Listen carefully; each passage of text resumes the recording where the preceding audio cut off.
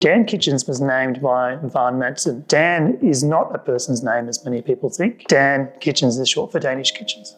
Dan Kitchens started in 1984, so it's about 40 years ago. In fact, we just celebrated our 40th birthday. We have our own factory. We've had our own factory here since 1984. We make everything here. We don't outsource anything. Dan Kitchens usually works on residential homes, so we don't do any work for any commercial fit-outs. The homes that we work within range from small inner city apartments to family homes to grand residences, and that's all over Sydney. Our philosophy when it comes to designing luxury kitchens is you can't rush good design. It really does take time to come up with good solutions that are well thought out and that work for the customer. Another aspect is communication. You really need to effectively communicate the design with the customer. One of the ways we do that is we have probably the industry's best 3D renderings. So it's as if we've photographed the kitchen and after we've just made it. And customers find that really powerful because they can see what they're going to get. And there's no two ways about it. Tell me a little bit about this kitchen. Well, this kitchen is